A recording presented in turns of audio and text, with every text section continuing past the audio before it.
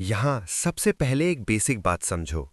Mega free trade agreement का simple मतलब है बहुत बड़े रीजन के कई देश मिलकर ऐसे ट्रेड रूल्स बनाना जो सिर्फ दो देशों के बीच डील ना हो बल्कि पूरे इकोनॉमिक स्पेस को शेप करें। इस स्लाइड में आरसीईपी का मैप दिख रहा है जहां आसियान के देश चाइना, जापान, कोरिया, ऑस्ट्रेलिया और न्यूजीलैंड एक लार्ज ब्लॉक बनाते दिखते हैं और इंडिया अलग हैच्ड फॉर्म में दिखाया गया है। इस विजुअल का मैसेज सीधा है। सवाल सिर्फ ट्रेड का नहीं था, सवाल था कि एशिया की इकोनॉमिक आर्किटेक्चर किस डिजाइन पर चलेगी। जब कोई ब्लॉक वर्ल्ड जीडीपी का लगभग 30% और अराउंड 2.2 बिलियन पॉपुलेशन कवर करे तो उसके रूल्स बाद में रीजनल नॉर्म बन जाते हैं। सोचो जरा, अगर इतना बड़ा मार्केट एक कॉमन फ्रेमवर्क पर आ जाए तो बाहर रहने वाले देश पर प्रेशर कितना होगा। अब इंडिया के ऑप्ट आउट को समझो। स्लाइड के बार चार्ट में चाइना के साथ बहुत बड़ा ट्रेड डेफिसिट हाईलाइट किया गया है और बाकी कुछ आरसीईपी पार्टनर्स के साथ छोटे डेफिसिट्स या मिक्स्ड पिक्चर दिख रही है। इसका मतलब क्या? इंडिया की एंग्जाइटी जेनेरिक नहीं थी, उसका कोर कंसर्न एसिमेट्रिकल इंटीग्रेशन था। मतलब मार्केट खुलने का फायदा सबको इक्वल नहीं मिलता। अगर एक इकोनॉमी का मैन्युफैक्चरिंग बेस स्ट्रांग हो और दूसरी इकोनॉमी का डोमेस्टिक इंडस्ट्री फ्रेजाइल हो तो फ्री ट्रेड का रिजल्ट कॉम्पिटिटिव एफिशिएंसी नहीं बल्कि इंपोर्ट सर्ज भी हो सकता है। डेयरी सेक्टर, एमएसएमईज और लो कॉस्ट मैन्युफैक्चरिंग पर इसीलिए कंसर्न था। ऑस्ट्रेलिया, न्यूजीलैंड डेयरी और चाइना लेड मैन्युफैक्चरिंग प्रेशर दोनों इंडिया के लिए पॉलिटिकल भी थे और इकोनॉमिक भी। क्लियर है? अब रूल्स ऑफ ओरिजिन सर्कमवेंशन देखो। स्लाइड में एरो फ्लो दिखाता है कि चाइना से रॉ गुड्स निकले, आसियान कंट्री जैसे वियतनाम में मिनिमल वैल्यू एडिशन हो और फिर इंडिया में लो या जीरो टैरिफ पर एंट्री मिल जाए। रूल्स ऑफ ओरिजिन का मतलब होता है किसी प्रोडक्ट को किस देश का माल माना जाएगा। अगर ये रूल वीक हो तो ट्रेड एग्रीमेंट का इंटेंडेड बेनिफिट पार्टनर कंट्री को नहीं, इनडायरेक्टली थर्ड कंट्री को मिल सकता है।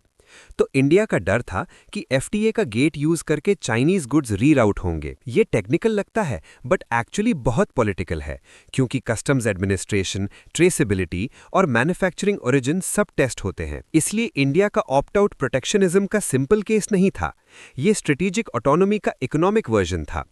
इंडिया ने सिग्नल दिया कि इंटीग्रेशन तभी एक्सेप्टेबल है जब domestic adjustment capacity, safeguards, origin rules, services gains और फेयर रेसिप्रोसिटी हो। हाँ, इससे इंडिया शॉर्ट टर्म में एक मेगा ब्लॉक से बाहर रहा, लेकिन पॉलिसी लॉजिक था। वीक प्रिपेयर्डनेस के साथ एंट्री करना स्ट्रेटेजिक मिस्टेक हो सकता था।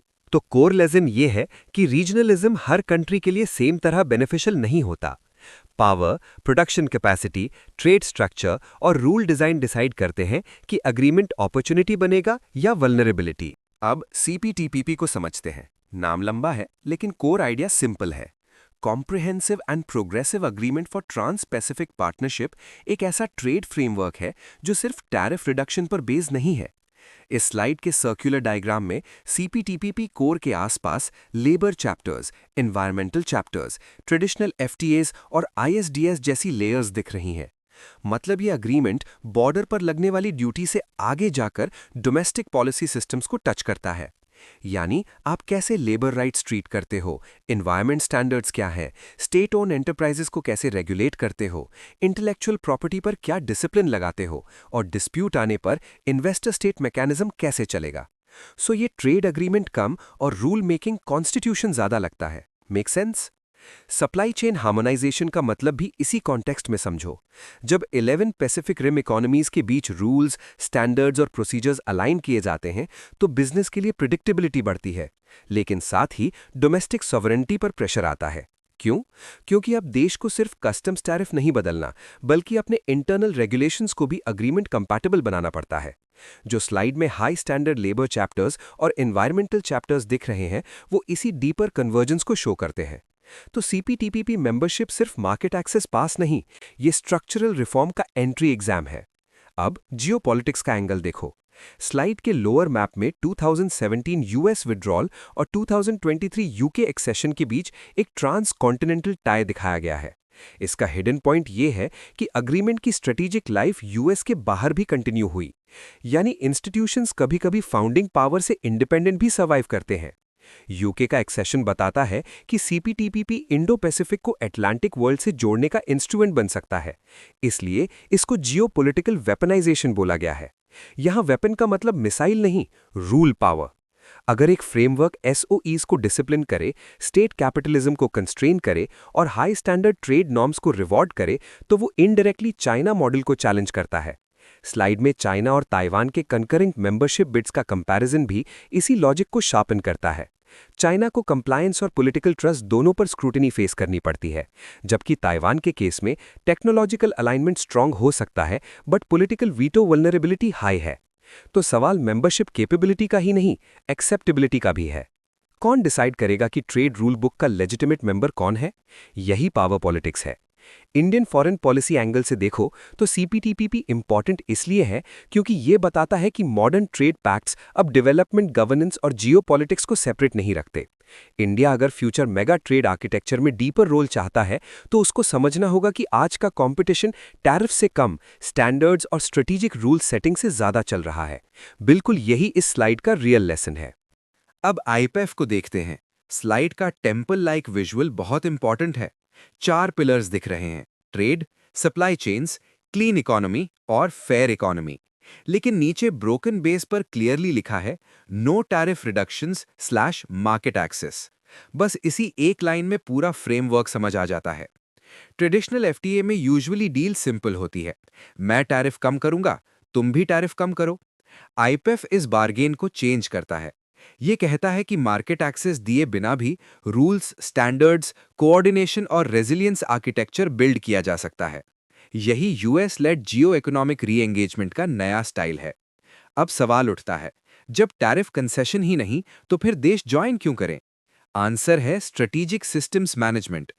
आईपीएफ का focus supply chain early warning, logistics choke point bypassing, information sharing, clean energy transition और फेयर इकोनॉमी नॉर्म्स पर है। स्लाइड के राइट साइड फ्लो चार्ट में जियोपॉलिटिकल शॉक या पैंडेमिक के बाद क्राइसिस रिस्पांस नेटवर्क से इंफॉर्मेशन शेयरिंग, रिजर्व रिलीज और चोक पॉइंट बाईपासिंग दिखाया गया है। इसका मतलब है कि पोस्ट कोविड वर्ल्ड में एफिशिएंसी से ज्यादा रेजिलियंस को वैल्यू दिया जा रहा है। पहले जस्ट इन टाइम मॉडल था, मतलब स्टॉक कम रखो, सप्लाई स्मूथ रहेगी। अब जस्ट इन केस मॉडल आ रहा है, मतलब बैकअप सिस्टम्स रखो क्योंकि डिसरप्शन नॉर्मल हो चुका है। इंडिया का पोजीशन इसमें सटल है। स्लाइड बोलता है कि India supply chains, clean economy और फेयर इकोनॉमी पिलर्स में इंटरेस्ट दिखाता है, लेकिन ट्रेड पिलर पर स्ट्रेटेजिक एम्बिग्विटी रखता है। क्यों? क्योंकि ट्रेड पिलर में digital rules, labour standards, cross border data norms और डोमेस्टिक रेगुलेशन पर कमिटमेंट्स आ सकते हैं। इंडिया डेटा लोकलाइजेशन और पॉलिसी स्पेस को छोड़ना नहीं चाहता। तो देखो, इंडिया आईपीएफ को रिजिट भी नहीं कर रहा और फुली एम्ब्रेस भी नहीं कर रहा। ये सिलेक्टिव पार्टिसिपेशन है। बिल्कुल वैसे ही जैसे कोई स्टूडेंट क्लास ज्वाइन करे पर एग्जाम का पैटर्न पहले देखना चाहे, राइट? टेम्पल विजुअल में हर पिलर एक अलग फंक्शन कैरी करता है। ट्रेड पिलर डिजिटल इकोनॉमी और लेबर के थ्रू रूल मेकिंग करता है। Supply chain pillar early warning और रेजिलियंस लाता है। क्लीन इकोनॉमी डीकार्बोनाइजेशन और ग्रीन इंफ्रास्ट्रक्चर से लिंक्ड है। फेयर इकोनॉमी एंटी करप्शन और टैक्स ट्रांसपेरेंसी को एड्रेस करता है।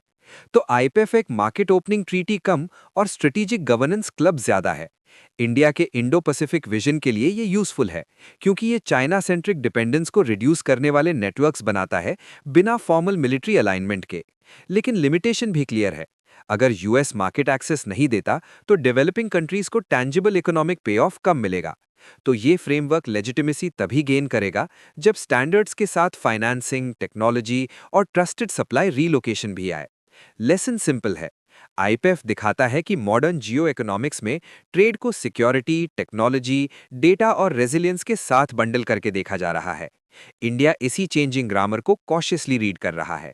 इस स्लाइड का सेंट्रल आइडिया ये है कि इंडिया का टैरिफ यूज सिर्फ रेवेन्यू कलेक्शन के लिए नहीं बल्कि इंडस्ट्रियल स्ट्रैटेजी के टूल के रूप में हो रहा है। आत्मनिर्भर भारत का सिंपल मतलब सेल्फ आइसोलेशन नहीं है। इसका इंटेंडेड मीनिंग यहाँ सेल्फ रिलायंट कैपेसिटी बिल्डिंग है। स्लाइड के लेफ्ट साइड टेक्स्ट में डिफेंसिव मर्केंटालिज्म शब्द आता है। इसका मतलब समझो, स्टेट अपने मार्केट को कंप्लीटली बंद नहीं करती लेकिन सिलेक्टिवली प्रोटेक्ट करती है ताकि क्रिटिकल डोमेस्टिक सेक्टर्स को ब्रीदिंग स्पेस मिले। यानी इंपोर्ट सब्स्टिट्यूशन से डायरेक्ट जंप ग्लोबल कॉम्पिटिटिवनेस तक नहीं होता, बीच में इंक्यूबेशन फेस होता है। इसी इंक्यूबेशन को पॉलिसी सपोर्ट मिलता है थ्रू टैरिफ्स, पीएलआई, पीएमपी, क्यूसीओज और एंटी डंपिंग ड्यूटीज। ग्राफ में एक इंपॉर्टेंट रिलेशनशिप दिखाई गई है। 2020 के बाद डिफेंसिव टैरिफ पॉस्चर्स और पीएलआई एलोकेशन दोनों अपवर्ड जाते दिखते हैं। इस विजुअल का एकेडमिक पॉइंट ये है कि जियोपॉलिटिक्स और इंडस्ट्रियल पॉलिसी अब अलग ट्रैक्स पर नहीं चल रहे। पैंडेमिक और गलवान क्राइसिस ने इंडिया को ये रियलाइज कराया कि ओवर डिपेंडेंस का इकोनॉमिक कॉस्ट ही नहीं, स्ट्रेटेजिक कॉस्ट भी होता है। तो टैरिफ एक वॉल नहीं, एक टाइम बाइंग इंस्ट्रूमेंट बन गया। समझ रहे हो? स्टेट कह रही है मुझे थोड़ा प्रोटेक्टेड विंडो दो, मैं डोमेस्टिक मैन्युफैक्चरिंग चेन डीपन करूंगी। अब नॉन टैरिफ डिफेंसेस समझो। फनल डायग्राम में फॉरेन सब्सिडाइज्ड गुड्स ऊपर से आते हैं, फिर एंटी डंपिंग ड्यूटीज और क्यूसीओस के थ्रू फिल्टर होते हैं और नीचे डोमेस्टिक मार्केट तक पहुंचते हैं। एंटी डंपिंग ड्यूटी का मतलब होता है जब कोई फॉरेन प्रोड्यूसर अपना माल अनफेयरली लो प्राइस पर बेचकर लोकल इंडस्ट्री को डैमेज करे, तो उस पर एडिशनल ड्यूटी लगा दी जाए। क्वालिटी कंट्रोल ऑर्डर्स का मतलब मैंडेटरी स्टैंडर्ड्स और सर्टिफिकेशन। ये दोनों मिलकर रॉ ट्रेड डेटा को स्ट्रेटेजिक इंडस्ट्रियल पॉलिसी में कन्वर्ट करते हैं, यानी सिर्फ कंप्लेन नहीं, regulatory response. Phased manufacturing programme का स्टेयरकेस विजुअल भी स्ट्रांग है। स्टेप 1 में इंपोर्टेड किट्स आती हैं, स्टेप 2 में लोकल सब असेंबली सोर्स होती हैं, स्टेप 3 में फुल डोमेस्टिक मैन्युफैक्चरिंग टारगेट होता है। ये बताता है कि मैन्युफैक्चरिंग इकोसिस्टम एक दिन में क्रिएट नहीं होता। Component ecosystem, supplier base, skill, testing infrastructure, standardisation सब ग्रेजुअल बिल्ड होते हैं। इसीलिए पीएलआई स्कीम्स क्रिटिकल सेक्टर्स जैसे इलेक्ट्रॉनिक्स, फार्मा, ऑटो में डिप्लॉय हुई। पीएलआई का मतलब आउटपुट या सेल्स लिंक्ड इंसेंटिव, जिससे फर्म्स को इंडिया में प्रोडक्शन एक्सपैंड करने का रीजन मिले। इंडियन फॉरेन पॉलिसी पर्सपेक्टिव से ये डोमेस्टिक मैटर नहीं, जियो इकोनॉमिक पोजिशनिंग है। जब India trusted supply chain alternative बनना चाहता है, तब उसको सिर्फ ओपननेस नहीं, प्रोडक्टिव कैपेसिटी भी दिखानी पड़ती है। लेकिन एक कॉशन भी है, अगर प्रोटेक्शन बहुत लंबा चले और कॉम्पिटिटिवनेस ना आए तो इंक्यूबेशन डिपेंडेंसी में बदल सकता है। तो पॉलिसी का टेस्ट ये है, क्या टैरिफ टेम्पररी लैडर है या परमानेंट क्रच? बिल्कुल यही क्रिटिकल एनालिसिस बनता है। आत्मनिर्भर भारत तभी सक्सेसफुल माना जाएगा जब domestic value addition, exports, technology depth और स्केल सब साथ बढ़ें। सिर्फ हायर टैरिफ से स्ट्रेटेजिक ऑटोनॉमी नहीं आती, प्रोडक्टिव स्ट्रेंथ से आती है। अब बीआरआई को देखते हैं, जो चाइना के जियो इकोनॉमिक स्टेट क्राफ्ट का सबसे विजिबल एग्जाम्पल है। बेल्ट एंड रोड इनिशिएटिव का simple surface meaning infrastructure connectivity लग सकता है, लेकिन स्लाइड क्लियरली बताती है कि ये ग्रैंड स्ट्रेटेजिक जियो इकोनॉमिक एक्सपेंशन है। मैप में सिल्क रोड इकोनॉमिक बेल्ट और 21st century maritime silk road दोनों दिख रहे हैं। साथ ही ग्वादर, हम्बनटोटा, जिबूती और पिरायस जैसे नोड्स मार्क किए गए हैं। इस विजुअल का रियल मैसेज है कि रोड्स, पोर्ट्स और कॉरिडोर्स न्यूट्रल नहीं होते। इंफ्रास्ट्रक्चर से फ्लोज कंट्रोल होते हैं, trade flows, energy routes, data routes, finance routes और कभी-कभी मिलिट्री एक्सेस भी। इसीलिए कुछ पोर्ट्स के पास ड्यूअल यूज या स्ट्रेटेजिक एनसर्कलमेंट जैसी लैंग्वेज आती है। अब इंफ्रास्ट्रक्चर डेफिसिट डिप्लोमेसी समझो। ग्लोबल साउथ के कई देश रोड्स, पोर्ट्स, पावर और लॉजिस्टिक्स के लिए कैपिटल चाहते थे। Western financing often slow, conditional या इनसफिशिएंट थी। चाइना ने इसी गैप को फिल किया, लेकिन गैप फिल करना ही स्टोरी का एंड नहीं है। स्लाइड के टेक्स्ट में बोला गया है कि चाइना अपने capital surplus, excess industrial capacity और टेक्नोलॉजिकल स्टैंडर्ड्स को एक्सपोर्ट करता है। मतलब चाइना के पास डोमेस्टिक ओवर कैपेसिटी थी, जिसे फॉरेन प्रोजेक्ट्स के थ्रू एब्जॉर्ब किया गया। साथ ही रिसिपिएंट देश gradually Chinese contractors, credit lines, equipment और स्टैंडर्ड्स पर डिपेंडेंट होते गए। नीचे जो पॉलिसी बैंक्स का फ्लो और रेस्क्यू लेंडिंग पैकेजेस का डायग्राम है, वो और भी इंपॉर्टेंट है। चाइना डेवलपमेंट बैंक और एक्सिम बैंक जैसे state banked lenders BRI finance के कोर में रहे। जब प्रोजेक्ट्स कमर्शियली वीक निकले, रेवेन्यू शॉर्टफॉल हुआ, डेट स्ट्रेस बढ़ा, तब रेस्क्यू लेंडिंग और लोन रीस्ट्रक्चरिंग के केसेस उभरे।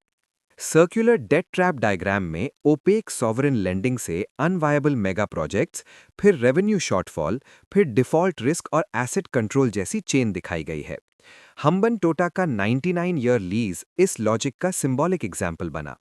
हाँ, हर बीआरआई प्रोजेक्ट डेट ट्रैप नहीं होता, लेकिन कंसर्न ये है कि ओपेक कॉन्ट्रैक्ट टर्म्स और वीक फीजिबिलिटी रिसिपिएंट सॉवरेंटी को कंस्ट्रेन कर सकते हैं। क्लियर है? अब इंडिया के एंगल से इसको देखो। इंडिया बीआरआई को सिर्फ इकोनॉमिक प्रोजेक्ट नहीं मानता। सीपेक सॉवरेंटी कंसर्न क्रिएट करता है क्योंकि रूट पाकिस्तान ऑक्यूपाइड टेरिटरी से जाता है। मैरिटाइम नोड्स इंडिया के लिए इंडियन ओशन में स्ट्रेटेजिक वॉच पॉइंट बन जाते हैं। इसीलिए इंडिया कनेक्टिविटी को रिजेक्ट नहीं करता, पर कहता है कनेक्टिविटी कंसल्टेटिव, ट्रांसपेरेंट, सस्टेनेबल और सॉवरेंटी रिस्पेक्टिंग होनी चाहिए। एक और डीपर लेसन है। जियो इकोनॉमिक्स में लोन और पोर्ट कभी-कभी डिप्लोमेसी और सिक्योरिटी के सब्स्टिट्यूट बन जाते हैं। मतलब कोअर्जन हमेशा सैंक्शंस से नहीं होता, कभी फाइनेंसिंग स्ट्रक्चर से भी होता है। तो बीआरआई को समझने का बेस्ट वे ये है, ये डेवलपमेंट ऑफर भी है, इन्फ्लुएंस आर्किटेक्चर भी है, मार्केट एक्सपोर्ट चैनल भी है और पावर प्रोजेक्शन नेटवर्क भी है। इसीलिए ग्लोबल साउथ के लिए चैलेंज सिंपल येस और नो नहीं, बल्कि ये है कि फाइनेंसिंग लेते वक्त स्ट्रेटेजिक ऑटोनॉमी कैसे प्रिजर्व की जाए।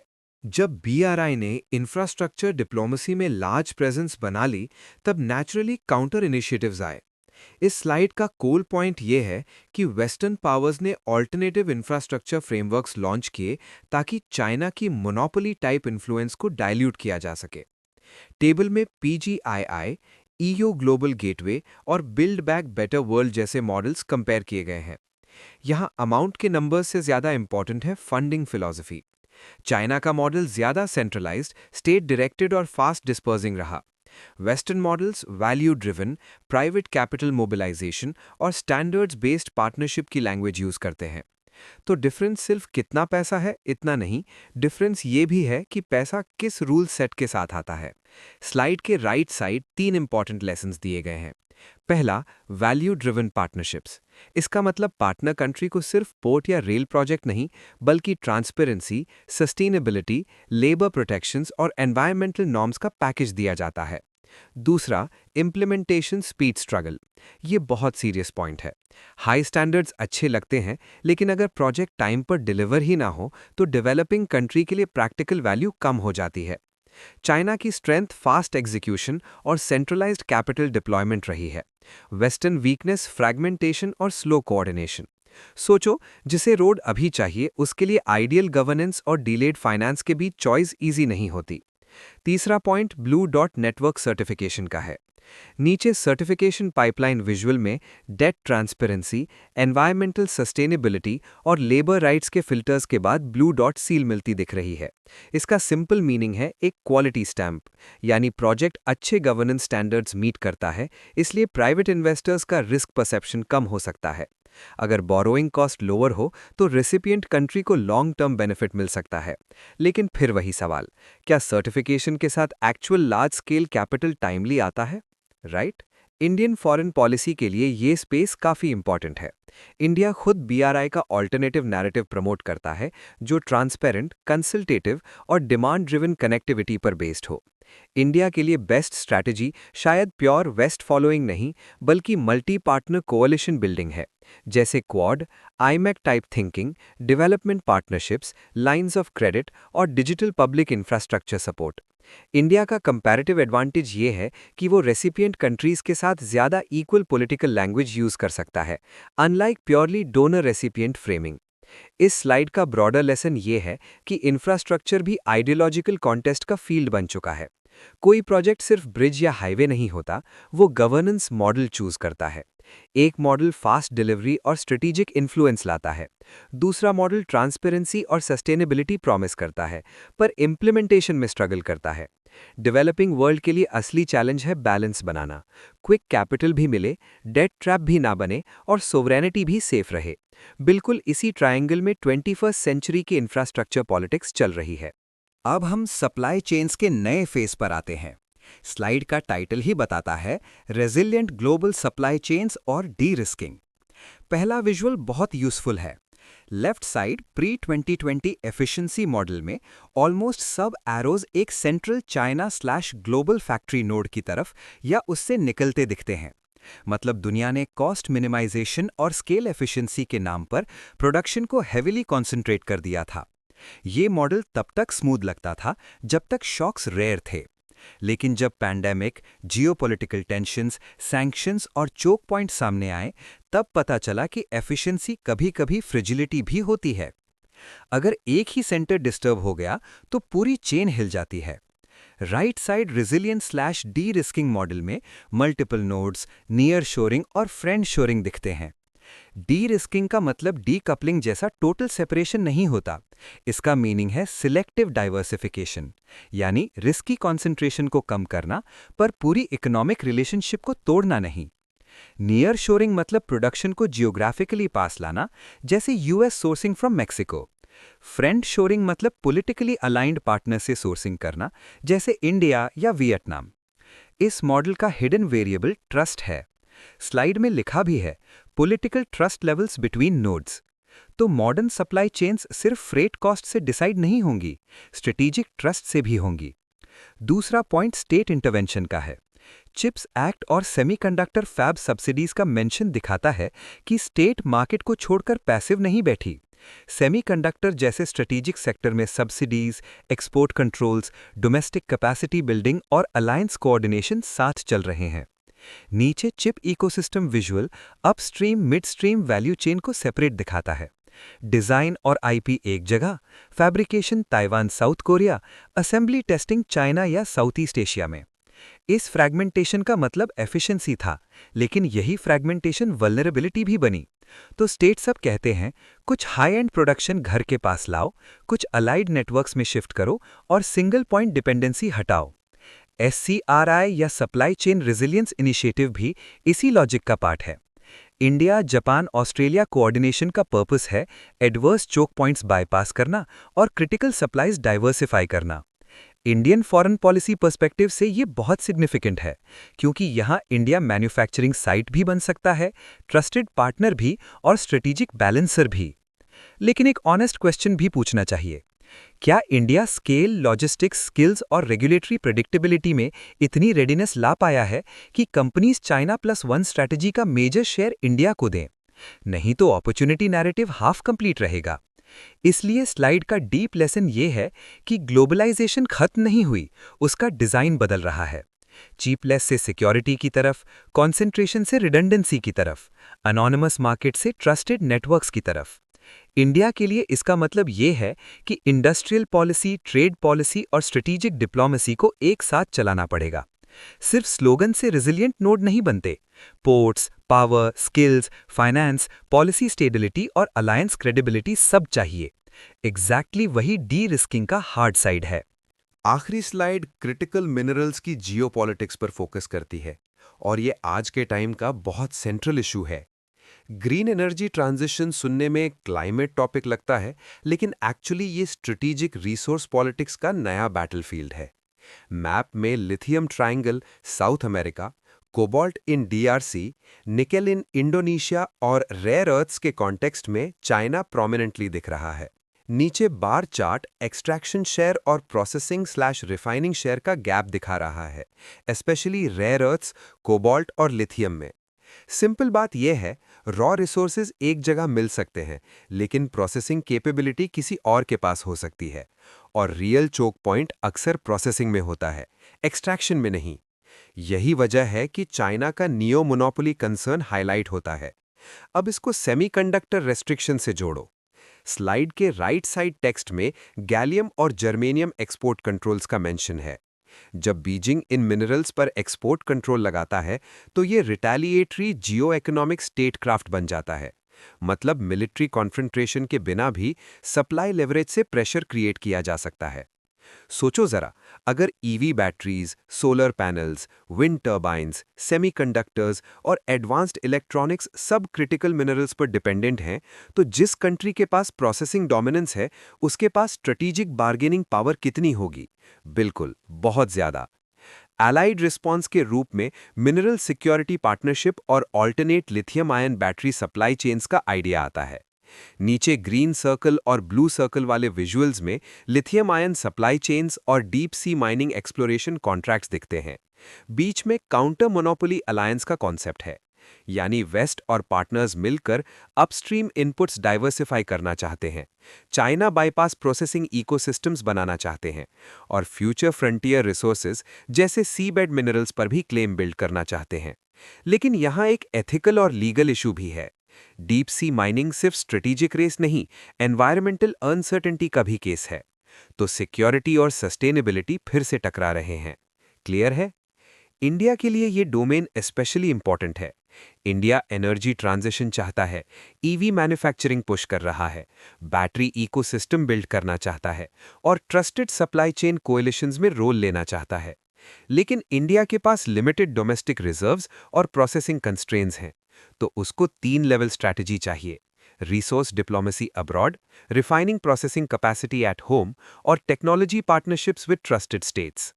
ऑस्ट्रेलिया के साथ लिथियम, अफ्रीका के साथ मिनरल्स पार्टनरशिप्स और सर्कुलर इकोनॉमी थ्रू रिसाइकलिंग सब रेलेवेंट बनते हैं। इस स्लाइड का डीपेस्ट लेसन ये है कि फ्यूचर पावर ऑयल से कंप्लीटली शिफ्ट नहीं हुई, लेकिन स्ट्रेटेजिक मटेरियल्स की पॉलिटिक्स बहुत रैपिडली सेंट्रल हो रही है। जो देश माइंस कंट्रोल करेगा वो इंपॉर्टेंट होगा, पर जो प्रोसेसिंग, स्टैंडर्ड्स, टेक्नोलॉजी और लॉजिस्टिक्स कंट्रोल करेगा वो और ज्यादा इंपॉर्टेंट होगा। इंडियन फॉरेन पॉलिसी को इसीलिए क्रिटिकल मिनरल्स को सिर्फ कॉमर्स इशू नहीं, नेशनल कैपेबिलिटी इशू के रूप में देखना होगा। ग्रीन ट्रांजिशन तभी सिक्योर होगी जब supply chains politically trusted, geographically diversified और टेक्नोलॉजिकली अपग्रेडेबल हों। यही आज की मिनरल जियोपॉलिटिक्स का रियल बॉटम लाइन है।